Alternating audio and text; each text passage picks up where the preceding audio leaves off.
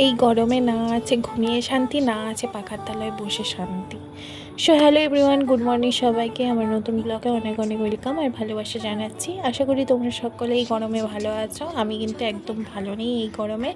এই ভ্যাপসা গরমে আমার জীবনকাল হচ্ছে একদম দুর্বিষহ কাটছে।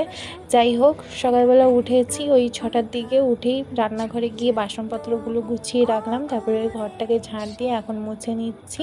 সারা রাত সত্যি কথা বলতে গরমের চোটে ঘুম হয়নি, আর সোনাও ঘুম হয়নি। সোনাই ভোরের দিকে ঘুমিয়েছে বলে এখনও আপাতত ঘুমিয়ে আছে, তাই কাজগুলো শান্তি মতো করতে পেরেছি।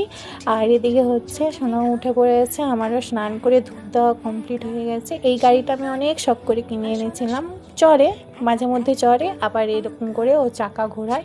যাই হোক, ওকে খাওয়াচ্ছিলাম, খাওয়া দাওয়া করিয়ে দিয়ে ওকে বাবার সঙ্গে পাঠিয়ে দিয়েছি। আমি একটু রেস্ট নিয়েছিলাম।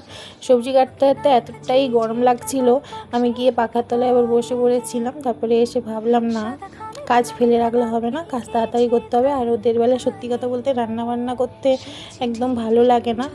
যাই হোক, সোনার খাবারটা বসিয়েছি ওই চাল ডাল সবজি দিয়ে, আর ওর সবজিতে আজকের একটু কুমড়ো দিয়েছি, প্রত্যেক দিন দিই না। যাই হোক, ওর রান্নাটা বসিয়ে দিয়েছি। আমাদের রান্না আজকের আর করবো না, রান্না থেকে আমি ছুটি নিয়েছি। এই গরমে সত্যি কথা বলতে এই রান্নাঘরে ঢুকতেই ইচ্ছে করে না।